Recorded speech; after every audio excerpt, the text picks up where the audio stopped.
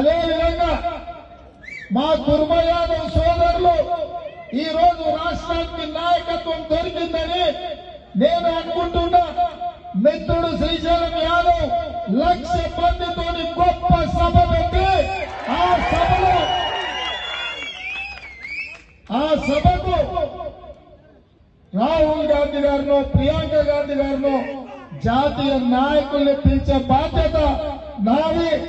మా AICC incharge Manikrao Thackeray గారికి మన్సూర్ అలీ ఖాన్ గారు బాధ్యత తీసుకుంటారు.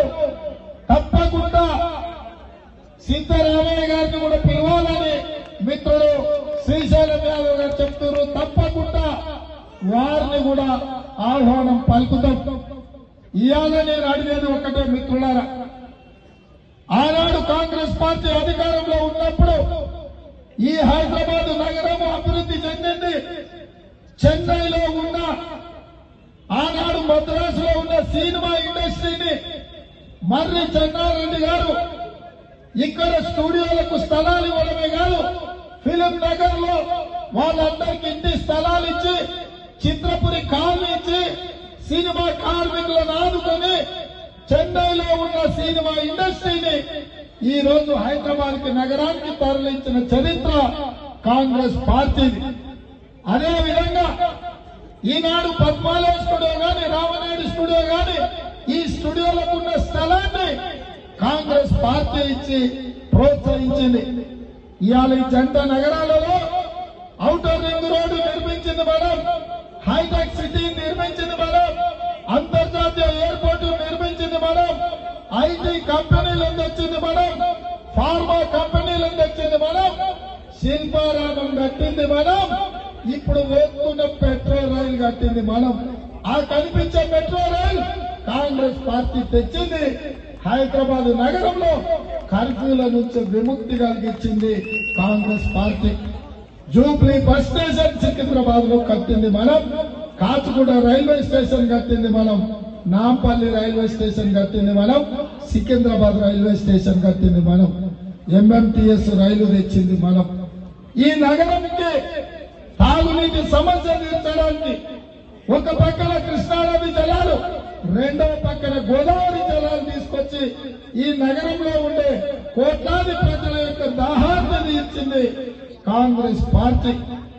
ఇవాళ కొంతమంది వచ్చి కాంగ్రెస్ ఏం చేసిందని అని అడుగుతుంది. కాంగ్రెస్ ఇవన్నీ చేయకపోయినుంటే, కాంగ్రెస్ పార్టీ తెలంగాణ ఇయ్యకపోయినుంటే కేసీఆర్ కుటుంబం నాంపల్లి దర్గా దగ్గరలో బిర్లా మంది మెట్ల మీద పిచ్చ పెట్టుకొని బతికేటోళ్ళు. అట్లాంటివి ఇవాళ కాంగ్రెస్ పార్టీ ఏం చేసిందని అడుగుతున్నారు. నక్లెస్ రోడ్ లో గాని శిల్పారామంలో మీరు సెల్ఫీలు దిగి సెల్ఫ్ డబ్బా కొట్టుకుంటుంది కదా, అవి కూడా కాంగ్రెస్ పార్టీ నిర్మించింది, కాంగ్రెస్ పార్టీ అభివృద్ధి చేసింది. ఇది సరిపోదు. ఈ జంట నగరాల కోసం ఒక మెగా మాస్టర్ ప్లాన్ 2050 వరకు ప్రపంచ దేశాలలోనే ఒక అద్భుతమైన నగరంగా అభివృద్ధి చేయడానికి భవిష్యత్ ప్రణాళిక కాంగ్రెస్ పార్టీ దగ్గర ఉంది.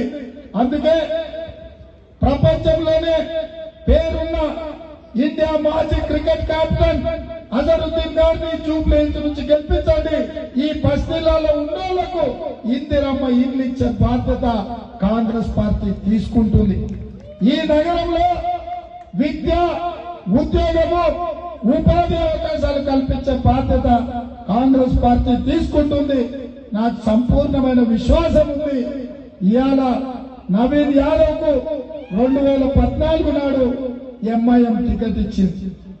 2018లో టికెట్ ఇవ్వకపోతే స్వతంత్ర అభ్యర్థిగా పోటీ చేసింది. మరి ఎంఐఎం పార్టీ ఎందుకు ఆనాడు సస్పెండ్ చేసింది? ఇవాళ ఎందుకు కాంగ్రెస్ ఒక మైనారిటీకి టికెట్ ఇస్తే ఇంకో మైనారిటీని జూబ్లీ హిల్స్ లో నుంచి పోటీ పెట్టింది? దీని వెనకాల ఉన్న కుట్రేందో మీరు అర్థం చేసుకోండి మిత్రులారా. గోషామాయల్లో రాజాసింగ్ మీద మాత్రం అభ్యర్థిని పెట్టాడు అసదుద్దీన్ ఓవైసీ. గోషామాయల్ ఆయన పార్లమెంట్ లో వస్తుంది. అక్కడ మాత్రం రాజాసింగ్ గెలవాలి, ఇక్కడ మాత్రం అజారుద్దీన్ ఓడిపోవాలా? ఇదేనాడు మైనారిటీల కోసం చేస్తున్న సేవ అని నేను అడుగుతున్నా.